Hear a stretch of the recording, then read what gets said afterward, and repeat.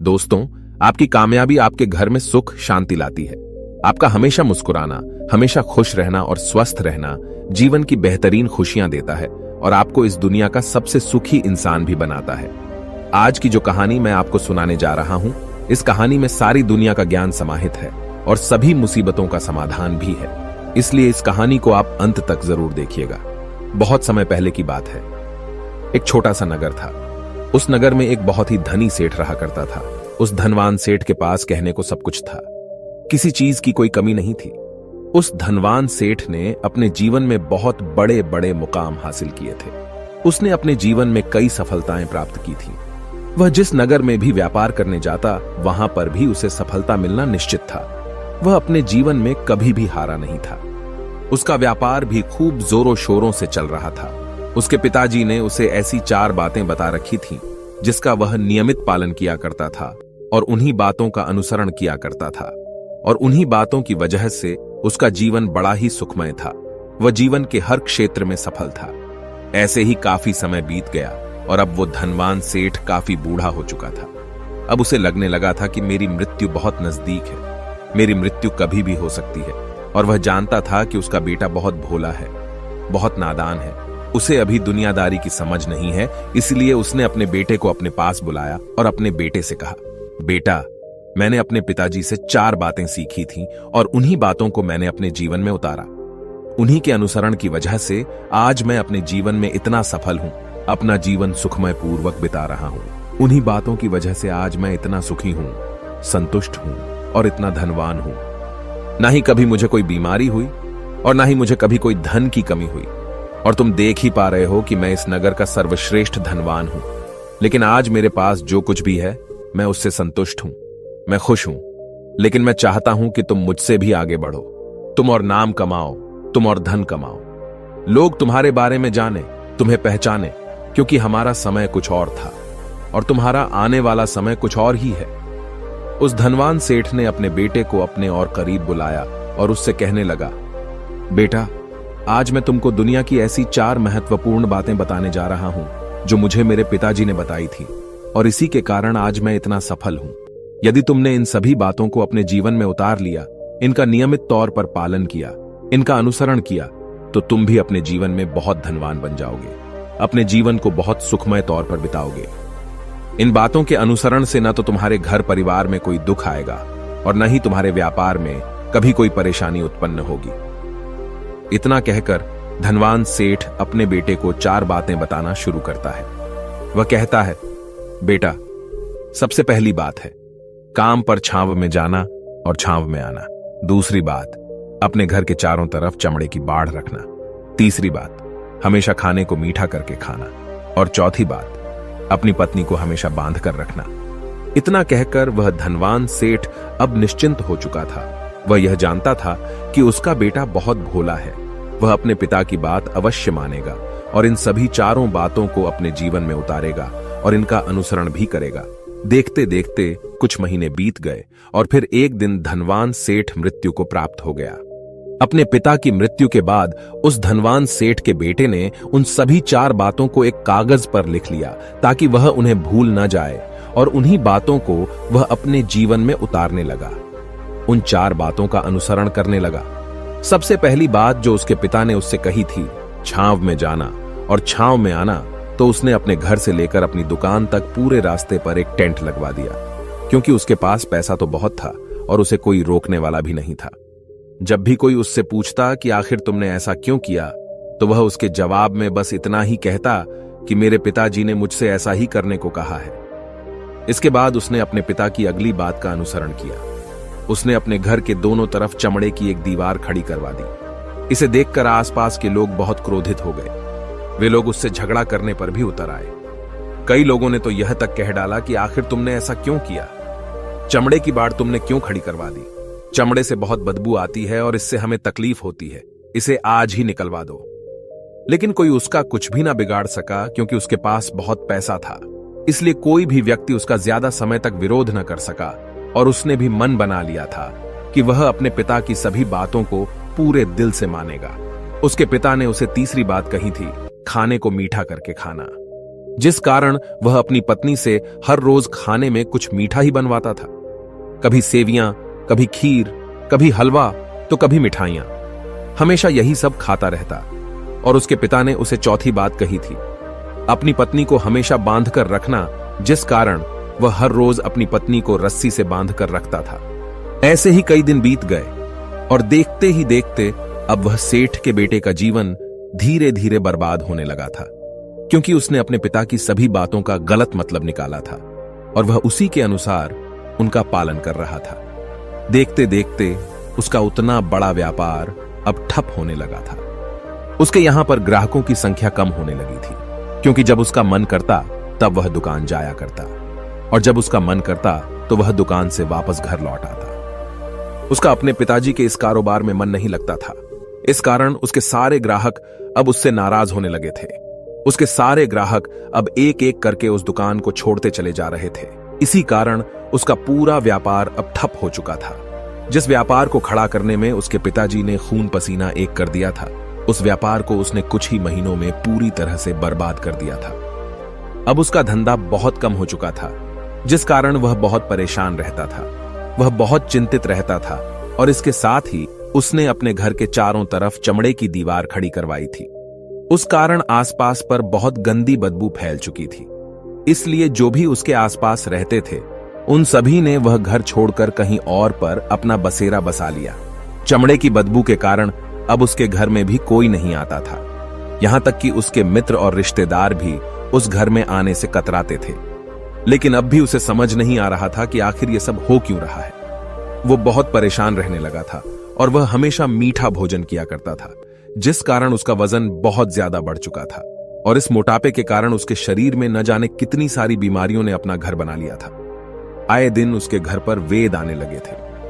इन्हीं कारणों से अब उसका पैसा भी इन चीजों में बर्बाद होने लगा था और अपने पिता की चौथी बात उसने मानी थी। वह थी अपनी पत्नी को बांध कर रखता, जिसकी वजह से उसकी पत्नी उससे नाराज हो गई और वह घर छोड़कर अपने मायके लौट गई। उसने अपनी पत्नी को मनाने की कोशिश की, तरह तरह के उपाय किए, लेकिन उसकी पत्नी नहीं मानी। और वैसे भी कोई भी स्त्री ऐसे मर्द के साथ क्यों रहना चाहेगी जो उसे बेवजह ही बेबात पर बांध कर रखता हो।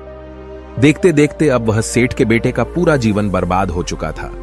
न तो अब उसके पास व्यापार बचा था, न ही धन, न ही उसकी पत्नी, और न ही वह रिश्तेदार जो पैसों के लिए उसके आसपास घूमा करते थे। और तो और अब उसका स्वास्थ्य भी ठीक नहीं रहता था, जिस कारण वह बहुत चिंतित रहने लगा था, बहुत परेशान रहने लगा था। उसे यह सब समझ ही नहीं आ रहा था क्या हो रहा है और क्यों हो रहा है। इन सभी बातों को लेकर तो बहुत परेशान रहता और वह मन ही मन अपने पिताजी को कोसा करता, कहता, पिताजी आपने तो मेरा पूरा जीवन बर्बाद कर दिया। आपकी उन 4 बातों के कारण आज मुझसे मेरा सब कुछ छिन चुका है। न तो मेरे पास व्यापार रहा, न ही धन दौलत, न ही वह रिश्तेदार, न ही मेरी पत्नी, और यहां तक कि मेरे स्वास्थ्य ने भी मेरा साथ छोड़ दिया है। आप ही के कारण आज मेरा पूरा जीवन बर्बाद हो चुका है। यदि मैंने आपकी वह 4 बातें न मानी होती, यदि मैंने उन्हें अपने जीवन में न उतारा होता, तो आज मैं एक सुखमय जीवन जी रहा होता। आपकी इन 4 बातों पर चलकर मुझे क्या मिला?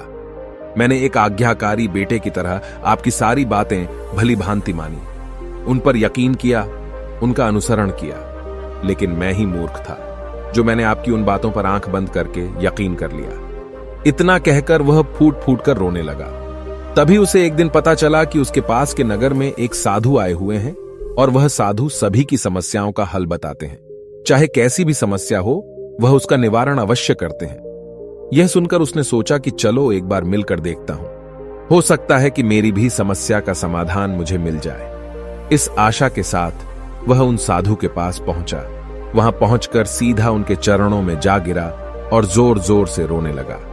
वह कहने लगा, हे गुरुवर, अब आप ही मुझे बचा सकते हैं। मेरे पिताजी ने तो मेरा पूरा जीवन बर्बाद करके रख दिया। आज मेरी जो भी स्थिति है वह सब मेरे पिताजी के कारण ही है।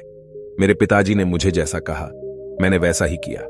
हमेशा एक अच्छे बेटे की तरह उनकी सारी बातें मानी, अपने सारे फर्ज निभाए, और देखिए मेरे पिताजी ने मेरे साथ क्या किया। मरते मरते भी वह मुझे गलत बात सिखा गए और उसका खामियाजा मुझे आज भुगतना पड़ रहा है, क्योंकि मैंने उनकी सभी बातों को अपने जीवन में उतारा, उनका अनुसरण किया, और देखिए आज मेरे साथ क्या हो गया। मेरा तो पूरा जीवन ही बर्बाद हो गया। मैं अब तक यह नहीं समझ पाया कि मेरे पिताजी ने मेरे साथ ऐसा क्यों किया। क्या मैंने उनके साथ कुछ गलत किया था? इतना कहकर वह उन साधु के सामने और भी जोर जोर से रोने लगा। तभी वह साधु महाराज उस सेठ के बेटे से कहते हैं, बेटा चुप हो जाओ, पहले मुझे अपनी सारी बात तो बताओ। आखिर तुम्हारे साथ क्या हुआ है? तुम इस तरह से क्यों रो रहे हो? तुम्हारी इस परेशानी का क्या कारण है? उन साधु के इतना कहने पर उस सेठ के बेटे ने पर्ची उन साधु के हाथ में रख दी जो उसने अपने पिता की मृत्यु के बाद लिख रखी थी, जिसमें उसने अपने पिता की चारों बातें लिखी थी। उन साधु ने पर्ची ली और उसे पढ़ने लगे, और उन्होंने जैसे ही वह पढ़ा वह जोर जोर से हंसने लगे, और वह उस सेठ के बेटे से कहते हैं, तुम कितने बड़े मूर्ख हो। तुम्हारे पिता ने तो तुम्हें दुनिया का सारा ज्ञान दे दिया, लेकिन तुम उसे समझ नहीं पाए।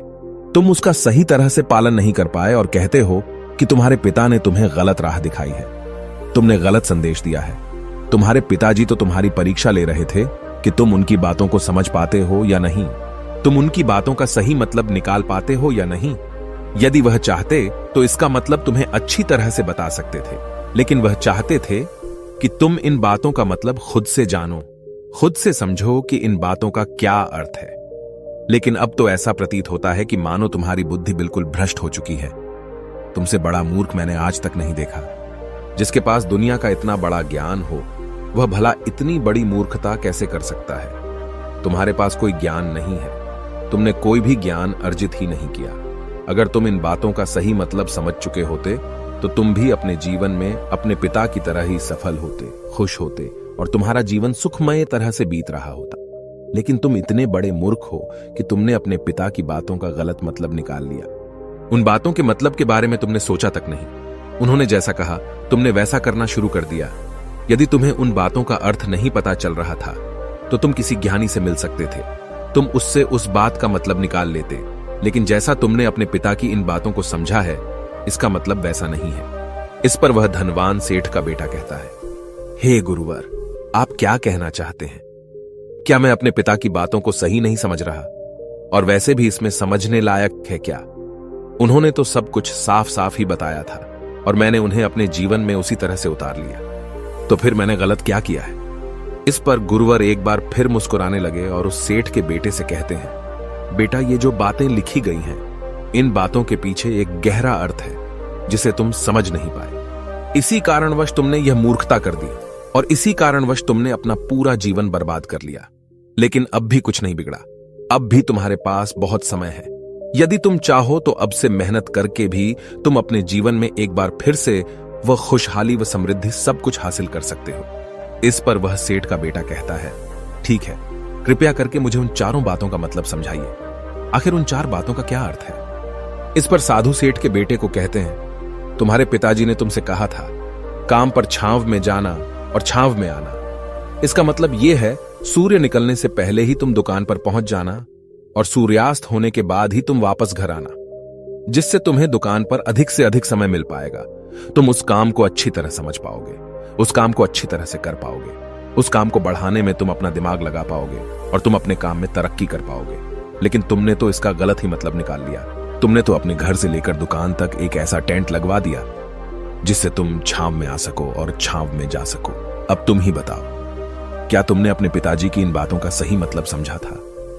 यह सुनकर वह सेठ का बेटा जोर जोर से रोने लगा और कहने लगा, हे गुरुवर, मेरी ही गलती थी।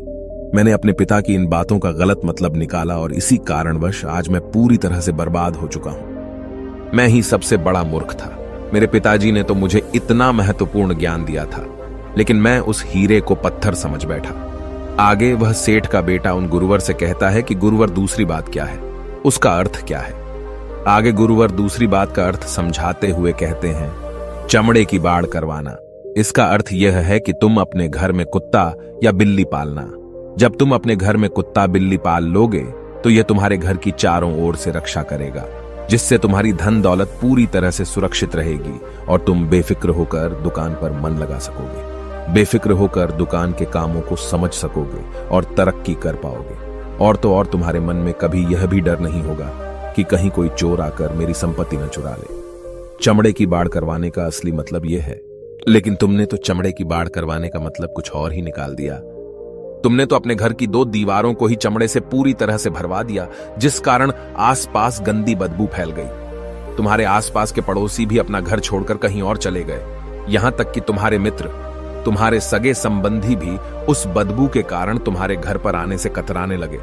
और अब हालत यह हो चुकी है कि ना तो तुम्हारे घर पर कोई आता है और न ही कोई जाता है। और इसी कारणवश लोग तुम्हें नापसंद करने लगे और तुम्हारी बर्बादी का यह भी कारण है। आगे सेठ का बेटा कहता है, हे गुरुवर, यह सब तो ठीक है, लेकिन यह खाने को मीठा करके खाना, इसका क्या? मैंने इसका भी अर्थ गलत निकाला है क्या? मैंने तो अपने पिता की बातों के कहे अनुसार ही हर रोज मीठा खाया और आज देखिए मेरा शरीर कितना वजनदार हो चुका है, जिस कारण मुझे अनेक प्रकार की बीमारियों ने घेर रखा है। क्या मैं इस बात को भी गलत समझ रहा था? इस पर वह साधु उस सेठ के बेटे से कहते हैं, हां, तुमने इस बात का भी गलत मतलब ही निकाला है।